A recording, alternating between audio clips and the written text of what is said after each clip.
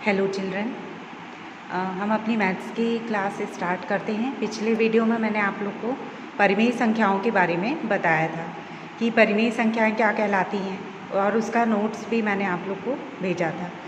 तो आपकी जो पुस्तक की प्रश्नावली 2.1 है उसको मैंने व्हाट्सएप में सेंड कर दिया है, तो आप लोग कॉपी पर उसको बनाएंगे। ठीक है, कॉपी कंप्लीट करते जाएंगे साथ में। प्रश्न थोड़ा सा मैं रिवाइज कर देती हूँ कि निम्नलिखित संख्याओं में कौन कौन सी परिमेय संख्याएं हैं। इसको आप बता सकते हैं, अंश बटे हर के रूप में जो व्यक्त की जाती हैं वे परिमेय संख्याएं कहलाती हैं। दूसरा क्वेश्चन है, निम्नलिखित संख्याओं को परिमेय संख्या के रूप में लिखिए। तो आप इसको बटे में लिख दीजिए सभी को, तो वो परिमेय संख्या कहलाएगी। उसके बाद तीसरा है, 3 तुल्य परिमेय संख्याएं लिखिए। तो तुल्य परिमेय संख्याएं मैंने बताया है कि अंश और हर में समान संख्या से गुणा करते हैं तो तुल्य परिमेय संख्याएं प्राप्त हो जाती हैं। उसके बाद आपका है सरलतम परिमेय संख्या के रूप में लिखिए।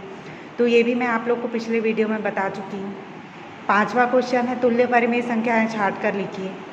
ये भी मैंने आप लोग को व्हाट्सएप में सेंड कर दिया है। उसके बाद ऋण 3/8 को ऐसी तुल्य परिमेय संख्या के रूप में व्यक्त कीजिए जिसका अंश ऋण 6 हो, 12 हो, ऋण 24 हो और ऋण 32 हो।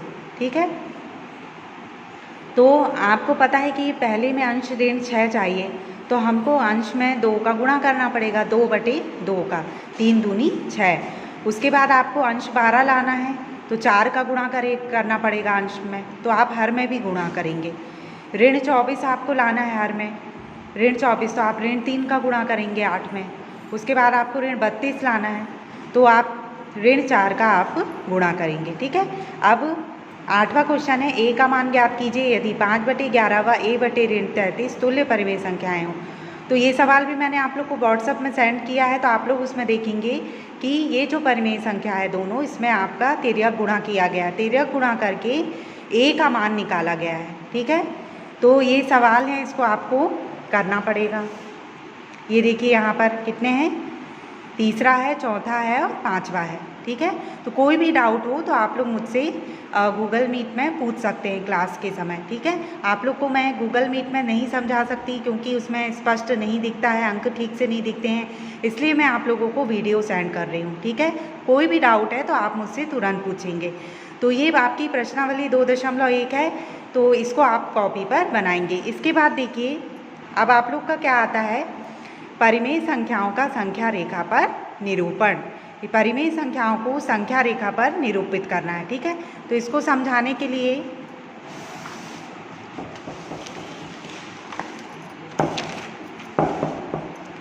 ये देखिए, परिमेय संख्याओं का संख्या रेखा पर निरूपण।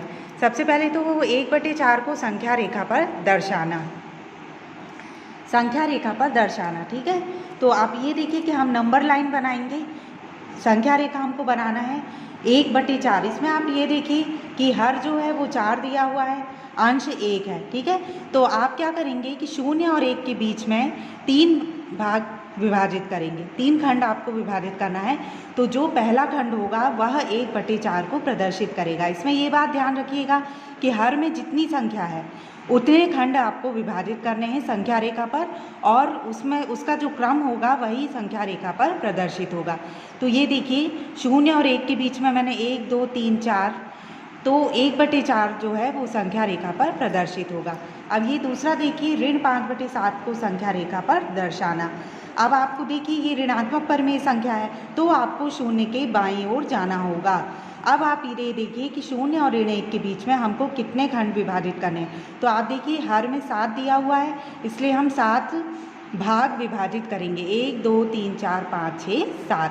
तो यहाँ से हम गिनती शुरू करेंगे, 1, 2, 3, 4, 5। ये जो 5वां खंड है वह ऋण 5/7 को प्रदर्शित करेगा। ठीक है, अब देखिए ऋण 12/7 एक मिश्र परिमेय संख्या है। अब इसमें आप ये देखिए कि 12 जो है वो बड़ी संख्या है, 7 छोटी संख्या है। तो अब इसको आप कैसे संख्या रेखा पर बताएंगे, तो इसमें देखिए कि इसको मैंने मिश्र भिन्न में तोड़ लिया, यानी आप 12 में 7 का भाग देंगे तो एक सही 5/7 जो आएगा वो मिश्र परिमेय संख्या आएगी। अब देखिए इसको कैसे दर्शाना है संख्या रेखा पर। आप नंबर लाइन बनाइए, संख्या रेखा बनाइए।